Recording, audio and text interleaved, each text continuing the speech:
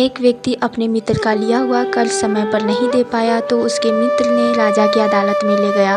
राजा से मदद की गुहार मांगी। तब राजा ने सारी बातें सुनकर उससे कहा कि तुम्हें 30 दिन का समय मिलता है। समय पूरा होते ही इसका कर्ज लौटा दो, नहीं तो तुम्हें इसकी सजा मिलेगी। वह व्यक्ति वक्त की मार से गरीब और कंगाल हो चुका था। उसके पास और कोई रास्ता नहीं था। वह हमेशा अपने भगवान को याद करता रहा। 29 दिन ऐसे ही गुजर गए। जब अंतिम दिन आया तो उसी रात भगवान ने उसे स्वप्न में दर्शन दिया और कहा कि अमीर चंद नाम का एक सेठ है, तुम उसके पास जाओ और अपने कर्ज पूरा करने का उससे मदद मांगो। तब उस व्यक्ति ने कहा कि भगवान, उसे कैसे पता होगा कि आपने मुझे सपने में कहा है। तब भगवान ने कहा कि तुम उसे जाकर कहना कि मैं तुम्हारा एक राज जानता हूँ। वह राज ये है कि आप सुबह उठते ही 1000 बार भगवान का नाम लेते हैं, उसके बाद ही अपना सारा कार्य शुरू करते हैं। की कथा अगली कड़ी में। व्यक्ति सुबह बहुत ही खुश होकर उठा और पहुंचा सीधा सेठ के यहाँ और उसने सेठ से कहा कि आप मेरा 100 मोहरों का कर्ज अदा कर दे।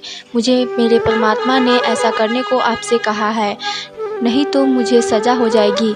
आज इसका आखिरी दिन है। सेठ अमीरचंद ने कहा कि बिल्कुल मैं आपका कर्ज अदा कर दूंगा, लेकिन मैं यह बात कैसे मानूं कि आपको यह बात परमात्मा ने कही है। तब उस व्यक्ति ने कहा कि मैं आपका एक राज जानता हूं जो आप और आपके परमात्मा जानते हैं। आप सुबह उठते ही 1000 बार भगवान का नाम लेते हैं, उसके बाद ही अपना कार्य शुरू करते हैं। ऐसा सुनकर सेठ अमीरचंद खुशी से नाचने लगा। सेठ की प्रार्थना स्वीकार हो गई थी। तुरंत वह अंदर से 300 सोने की मोहरें लाया। 100 मोहरें भगवान के आदेश मानने के लिए, 100 मोहरें इतनी अच्छी बात बताने के लिए, और 100 मोहरों से तुम कोई भी व्यापार कर लेना।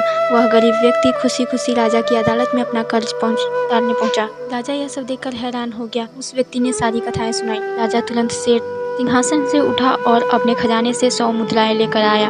कहा, इतना पुण्य तो मैं भी कर सकता हूँ। ये 100 स्वर्ण मुद्राएं तुमको मेरी तरफ से।